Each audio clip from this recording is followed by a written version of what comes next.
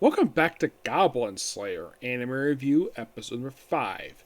You're probably thinking, wait, aren't you saying you could do Bleach? I said the Goblin Slayer just to get out of the way. So, yes, 6 anime tomorrow. 6. And I did confirm. Now, here's the thing. Originally, one of the anime I was planning on reviewing, I didn't know it's going to release today until Elizabeth Maxwell. I'll basically talk about Girlfriend tomorrow. Which one? Not sure. I'll talk more about that tomorrow.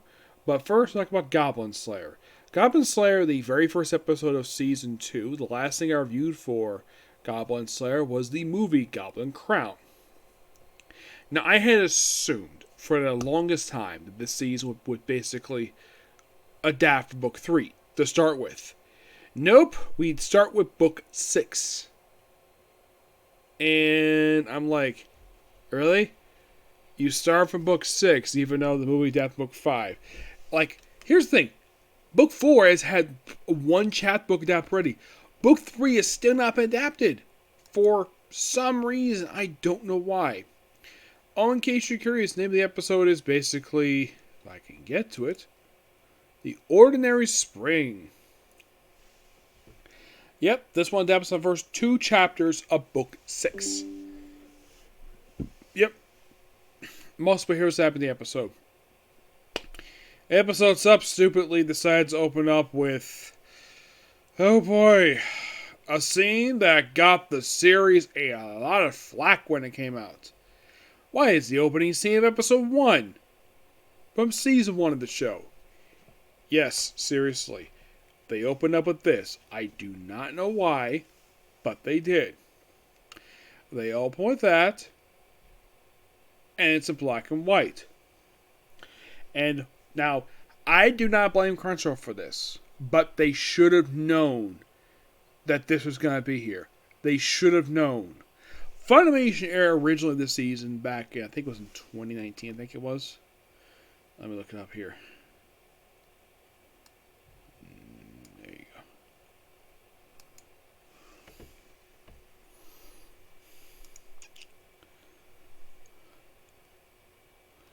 It was 2018. Yes, 2018. That's when they aired season 1. 2018. Now, why in the world? Now, something that originally aired on Funimation, not on Crunchyroll originally. Crunchyroll did not have the license to stream this originally.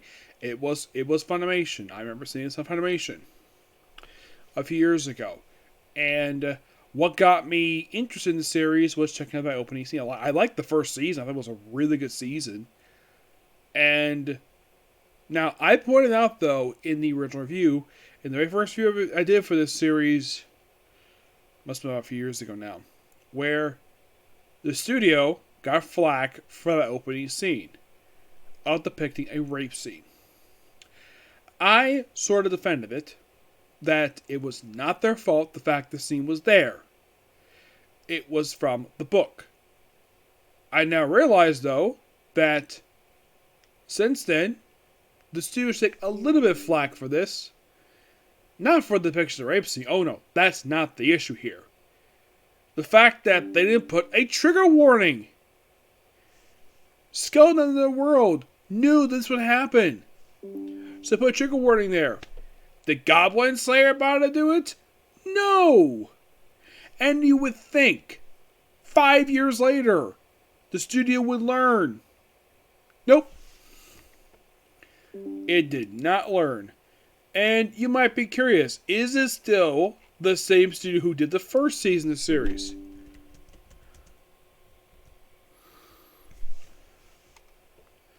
Because I've seen it lately where they switch studios the second season for some reason. I don't know why. No, it's not the same studio. First season was done by White Fox. Yep, a very familiar one because I reviewed the first season. I did the first season of Devil's a Part-Timer, Akame Got a Kill, ReZero, first season of this series.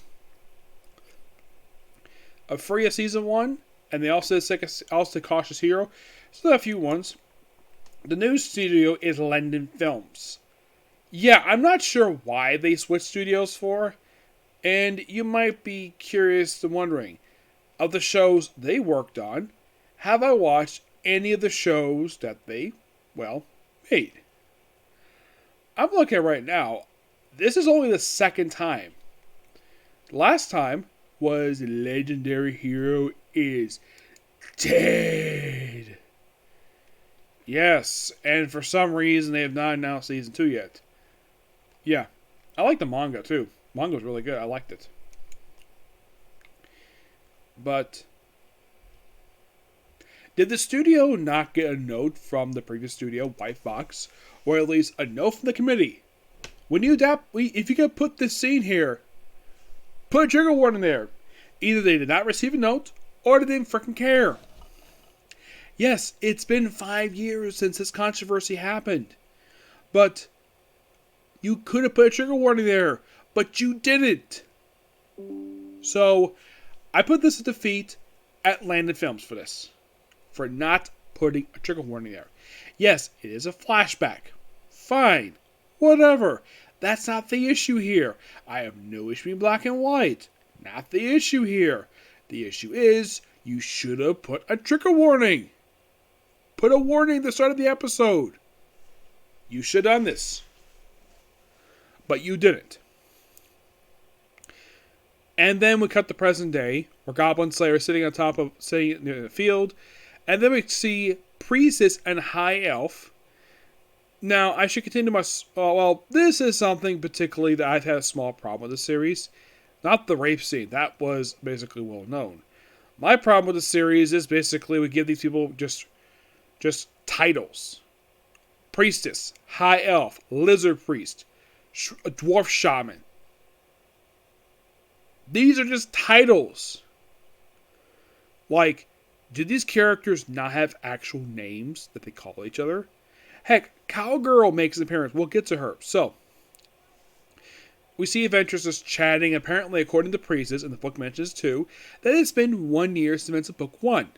So, are you saying that basically the first 5 books took place in 1 year? Okay, I can kind of buy that. Now, if you're curious though, was there a series like this by around book 6 where it's been like a year?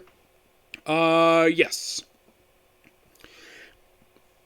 Where I acknowledge it's been like a year since the events of the first book. The only series I've seen that did this was in on my smartphone. That's the only one I can think of did this because one of the characters, Sue, who was Sarah Whitehoff, at the start of the series, she's 10. And by book 6, she's 11. Now, do they acknowledge people's age? Not really, no. So, Eric, of course, chatting about pre-promoted adventures, and Priestess herself doesn't really do a lot of anything in this episode, despite the fact that she was an integral part of season 1. Now, is this the fault of the studio? Not necessarily. She didn't get a lot to do in the book, so I'm not really going to blame her for it. So, they chat for a bit, and of course, I go about Dwarf basically not hearing anything, and there's the Dwarf Shaman. And not long afterwards, basically, here comes Lizard Priest. And then the Goblin Slayer finally shows up. And of course, they're going to go hunt goblins. Get in quest, do this particular order. There's adventures go out and hunt goblins. So then we see, apparently, it looks like they've been acting for quite a while, where apparently Priest has been carried by Lizard Priest. And then late at night, as everybody's gone home, Goblin Slayer basically details, and of course we see this red-haired sorcerer, this Wookiee wizard, where he's here and he wants to learn the secrets. Goblin someone teaches him, and of course next day, there's also this whole thing where he doesn't have a home to go home to, so he volunteers to let him sleep in a barn. And of course, basically Cowgirl, of course she thinks she's Goblin Slayer's wife, even though she really isn't. She's just his childhood friend, and talks to her. Now, this I thought was really weird on the part of the studio. Now, I'm not sure. Now, the thing is, the person who wrote the script did not take a note. We have a bit of a continuity hiccup here. Now, Goblin Slayer refers to Cowgirl as the landlord's daughter, despite the fact this actually is his niece. I'm like, you mentioned the last scene. Now you have her call her uncle. Or uncle, not father. Did the scriptwriter not take basically note of that? Did the producer not notice that at all? Now, I don't know how it sounded in the sub. I have no idea because I don't listen to the sub for this one. I'm gonna blame that itself on the guy, whoever the person is who wrote the dub script for this episode. I'm blaming on them because apparently they just forgot basically what happened just in the previous scene. So the owner allows him to sleep in the barn where Goblin Slayer sleeps. So he'll sleep one eye open. He doesn't sleep much anyways. Yeah, I'm not sure why. Oh, in case you're curious though, like, if you haven't seen the series, like, a lot of the show he does basically go around wearing just his armor. He very rarely takes it off. I do mean rarely. And apparently underneath that armor, he has very, very pale skin. And it's probably because he wears that suit a lot. That's probably the reason why he gets a lot of sun. Yes. So, also, he also keeps a particular smell associated with the armor. The armor looks very nice for someone who spends a lot of money on the armor killing goblins. But he has the spell there for good reason. It's to basically draw goblins to him so that basically they can fear him. It's sort of like an aurora he basically has. So he can get close to goblins and kill them because he hates goblins.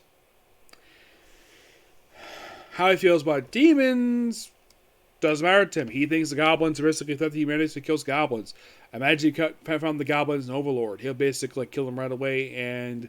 Like, no, these goblins are perfectly fine. What the heck are you doing? Like, all goblins are evil. Not these ones. These are nice people.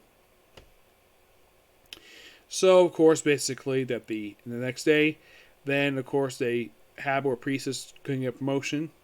So, maybe join our party.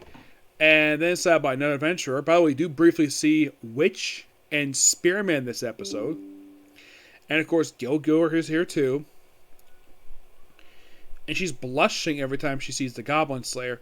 Now, it's implied by the Spearman that Guild Girl has got a thing for Goblin Slayer. She is embarrassed by him. She doesn't really have a thing for him at all. Like, if you think about it, the only girl in the series who's confirmed to have a thing for him is Sword Maiden. She's not even in the book. Not I remember anyways. It's been a while since I read book 6. So basically, when the Avengers comes, I think it was a hiring Avengers, comes an interesting idea to have Priestess and the red-haired rookie wizard to form a party to go hunt goblins. And that's how the episode ends. I'm like, okay. Good start. They basically trimmed down the goblin hunts, basically, in the book. There's also embarrassing one where they cut that out of the episode for some reason. I may have missed it, but yeah. But this definitely was a good episode, and can't wait for the next one. Okay, so that's the episode review. Next episode's going to be, well, probably like one comic corner, because that's all I have time to do, because I have to get up early in the morning for church. Okay, next video. Bye.